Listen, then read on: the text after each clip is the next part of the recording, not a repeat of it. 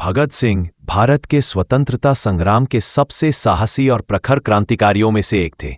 वे अपने विचारों, त्याग और बलिदान के कारण आज भी युवाओं के प्रेरणा स्रोत है। संक्षिप्त जीवन परिचय। जन्म 28 सितंबर 1907, बंगा, जिला लायलपुर, अब पाकिस्तान। पिता किशन सिंह, माता विद्यावती कौर। शिक्षा लाहौर नेशनल कॉलेज से पढ़ाई, जहां उन्हें देशभक्ति और क्रांतिकारी विचारों से गहरा लगाव हुआ।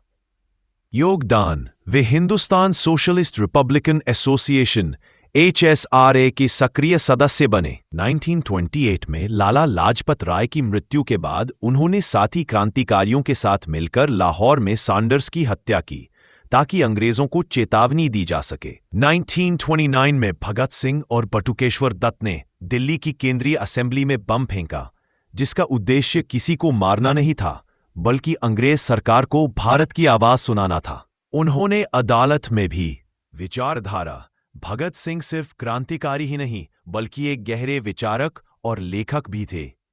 उन्होंने मैं नास्तिक क्यों हूं जैसे लेख लिखे, जिनसे उनकी वैज्ञानिक सोच और तर्कशीलता स्पष्ट होती है।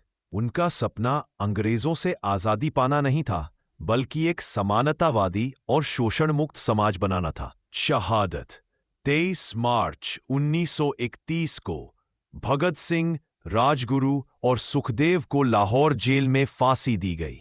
इस दिन को भारत में शहीद दिवस के रूप में याद किया जाता है। भगत सिंह युवाओं के लिए साहस, निडरता और राष्ट्र प्रेम का प्रतीक है। यह भगत सिंह के कुछ प्रसिद्ध उदाहरण हैं जो उनके विचारों और व्यक्तित्व को दर्शाते हैं। किसी को क्रांति शब्द की भव्यता से विचलित नहीं होना चाहिए।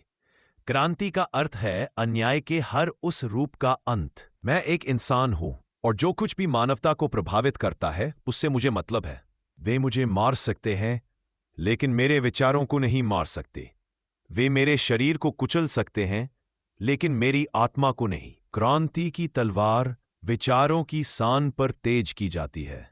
व्यक्ति को कुचल कर विचारों को नहीं मारा जा सकता। मैं नास्तिक हूं और गर्व से कहता हूं, क्योंकि मुझे अंधविश्वास से नहीं, बल्कि तर्क और सत्य से प्रेम है। किसी भी कीमत पर हमें यह नहीं भूलना चाहिए कि स्वाधीनता का अंत सामाजिक और आर्थिक समानता है।